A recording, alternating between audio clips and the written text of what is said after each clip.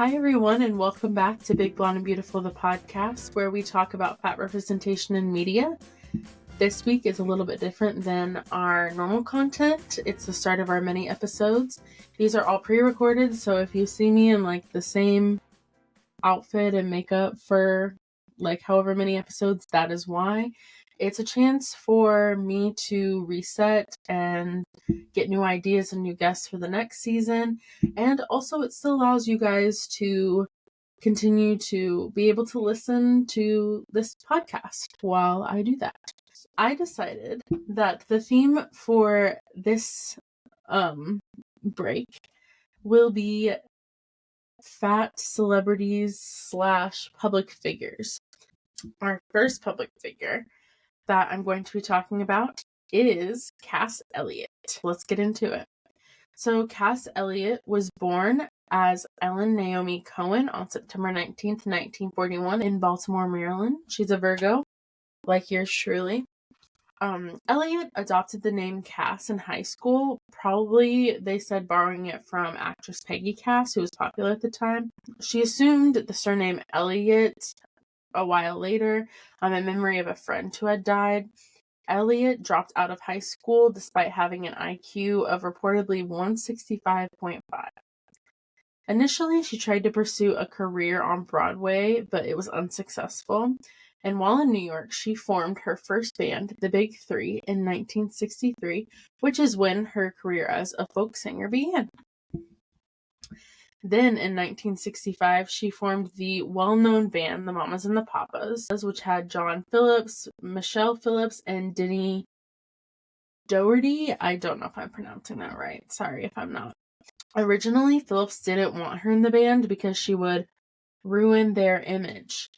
He made a lot of excuses as to why he believed she didn't fit the image, but a lot of people speculate it was because of Cass's size. And though it was never confirmed, I have a hunch that's probably why. They produced hits such as California Dreamin' and Monday Monday, but they ultimately broke up after only 3 years. That didn't stop Cass Elliot, however. In 1968, she began a successful solo career. In 1969, she had her first hit, It's Getting Better, and a year later, she released hits such as Make Your Own Kind of Music and New World Coming. And within 6 years, Elliot released 5 solo albums. Her last, titled Don't Call Me Mama Anymore, released in 1973, which is referencing how people would call her Mama Cass. She felt like it put this role on her that she didn't sign up for, of a motherly, matronly type thing. And she really didn't like the nickname, which is why I don't call her it in this episode. Cass did struggle throughout her life with drug use and continued weight gain and loss. She was constantly scrutinized for her weight, especially being in the public eye, and so she tried a lot of crash diets that did hurt her cardiovascular system. She unfortunately died on July 29th in 1974. Rolling Stone released an article stating that Cass died as a result of choking on a ham sandwich while in bed. That was a lie. Cass actually died of heart failure. Heart disease is very common in women, and as I mentioned, she had done some crazy crash diets that really weakened her cardiovascular system.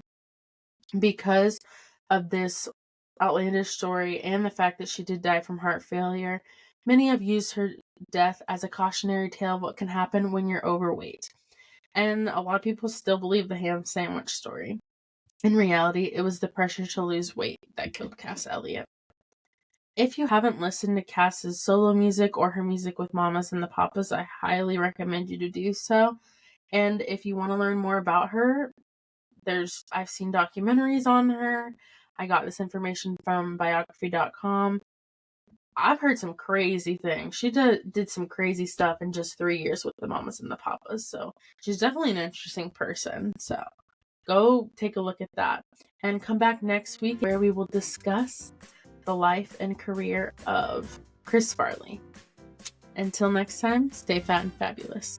Bye.